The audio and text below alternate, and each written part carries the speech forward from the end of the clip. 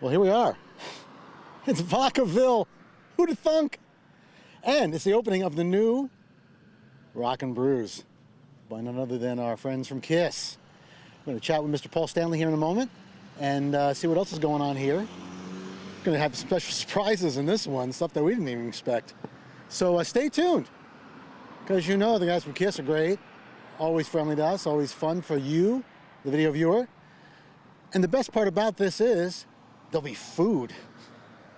And not only that, but today is also honoring veterans, because KISS is a big supporter of Wounded Warrior projects, veterans, and they're gonna have a big luncheon here, free, for the vets. It's gonna be a fabulous day, so stay tuned. Which camera? Mrs. Solano County, this is wonderful. I'm here supporting all things Solano County. Travis Air Force Base, in my opinion, is the crown jewel of Solano, and of course all our veterans, whether they be Air Force, Marines, Navy, Army, Coast Guard, they're all most important and vital to our country. Whose broad stripes and bright stars through the perilous fight o'er the ramparts we watched. My name is John Mesco. I'm your local Rock Brews franchise owner. Next, I'd like to bring out the Mayor of Vacaville, Len Augustine. Please feel free to gather around, and last, Paul Stanley.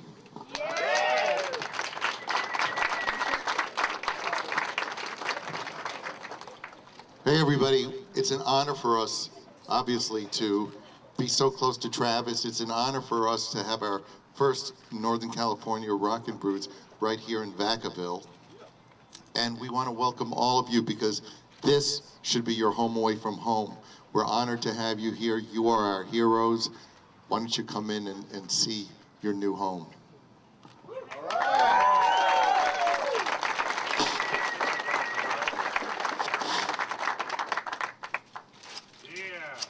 gotta get him talking.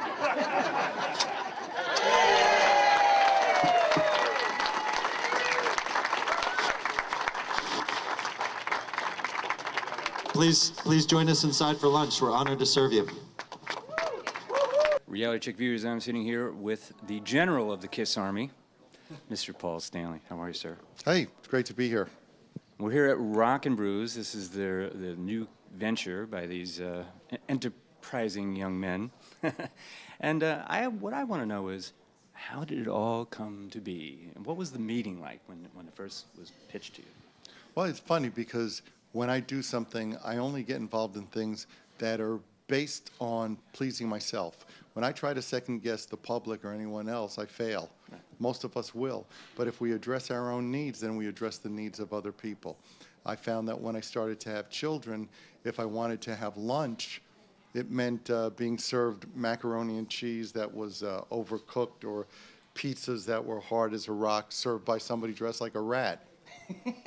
So here we have Rock Brews, which celebrates music and rock and roll, and also serves phenomenal food.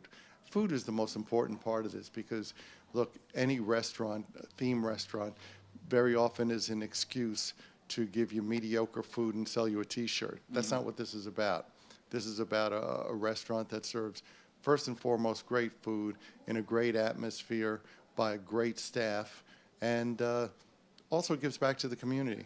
One thing I know, being a dedicated follower, is that you are a food connoisseur, as it were, and you cook yourself. And my question was, how come we don't see any of Chef Paul's creations on the menu? Well, you know, we're always going through a process of changing and updating the menus, and we're actually talking about that right now. I want to see the menu expanded, but I have to say that there's something for everybody, and it's all great food. There's gluten-free things, there's salads. For those more daring, there are some great pizzas. The burgers are off the hook. So we tend to make sure that everything is covered, but I'm not opposed to getting my hands a little dirty. I've seen some of your recipes online, and they look quite tasty. And I cook myself, so I'm fascinated by food and good food. And you're hands-on on what goes Very in. much so. I'm at a point where certainly I could put my signature on a sign and get a royalty, but I'm not interested in anything like that. If I don't believe in something, then I don't want to be a part of it. And if I want to be a part of something, I want to make sure that I'm there. Going to be a thing with veterans later. Tell us Yes, about that. we try to make sure that upon our official opening, we bring in the people who make it all possible. Without the military, there is no America. Politicians come and go. We can vote out the ones we don't like, and really, ultimately, the military is not a tool of a politician. It's the guardians of the country. So we should always make sure that we make that distinction. The military is always here for us.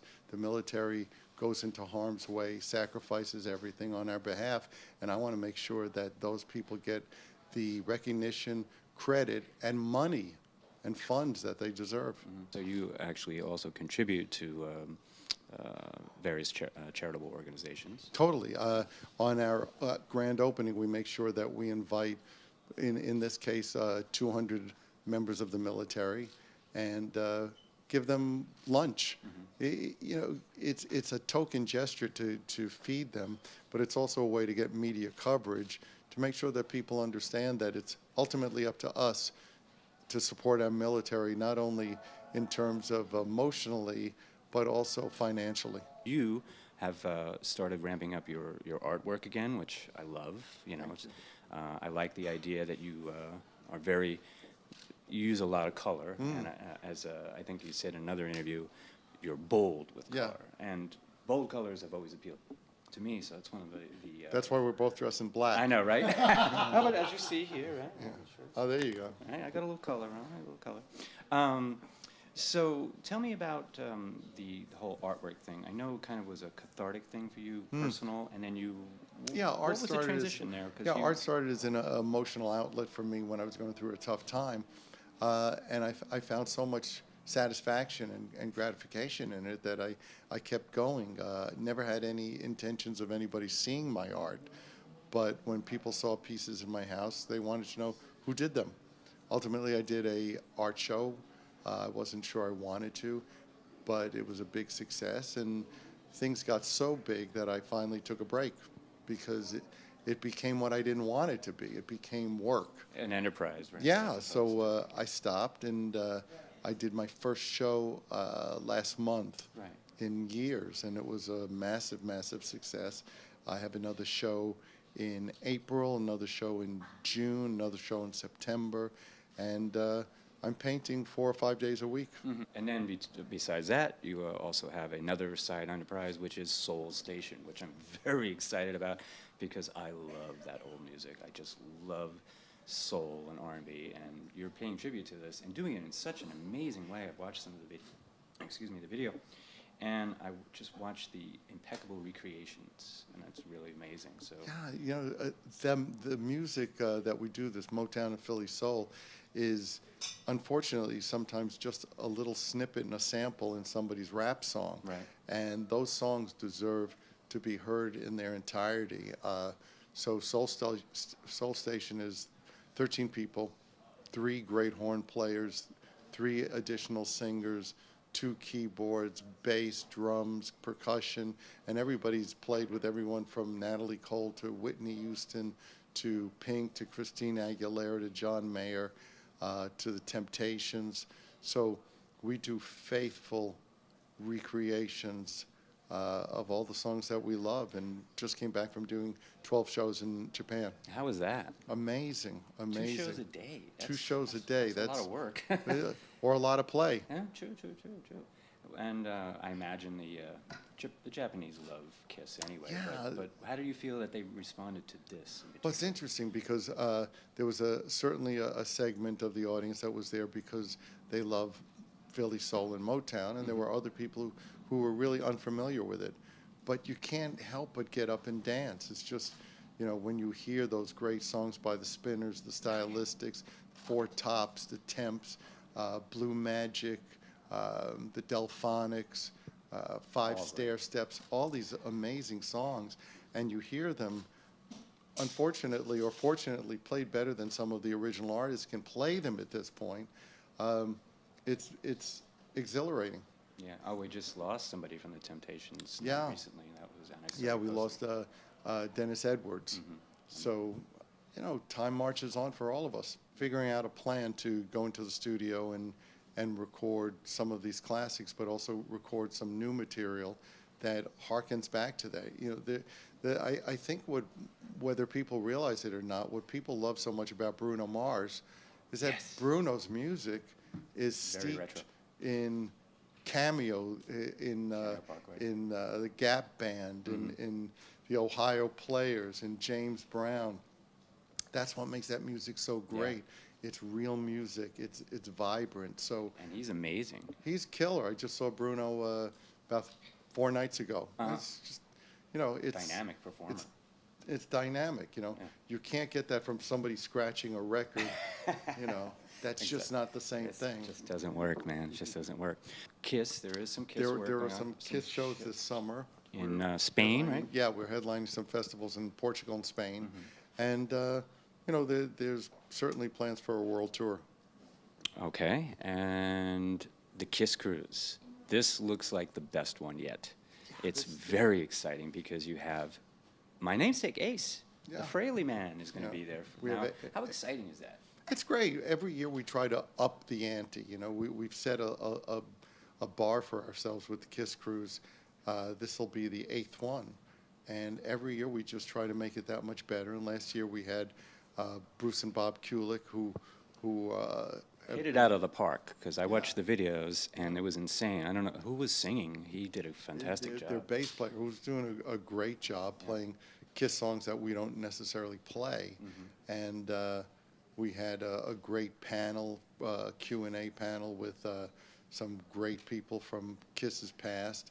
And this year, Ace will be on board too with his band. That you recently reissued your Paul Stanley guitars, the Ibanez. I've been using them off and on for 40 years. It's the 40-year anniversary, and they're fabulous guitars, and nothing feels better in my hands. Well, some things feel better in my hands. But as far as guitars go, The cracked mirror ones. the way the cracked mirror came about was I saw Slade, and Slade was this great British band that had some great songs. Mama, We're All Crazy Now, Come On, Feel the Noise. And Noddy Holder, the lead singer, had a top hat with mirrors all around it. And when they hit it with lights, all the lights would shoot out from the hat. And I thought, why not cover a guitar with fractured mirrors? And that was the start of the guitars. It's an excellent idea, and it does look great on camera. So anything further that you would like to add? Yes, I'd like to go to the bathroom. Fantastic. And, of course, if people want to find out more, kissonline.com, paulstanley.com, and rockandblues.com are the places, right? There you go. Excellent. I didn't even have to have him do it. Paul, it's good to see you again. Thank you.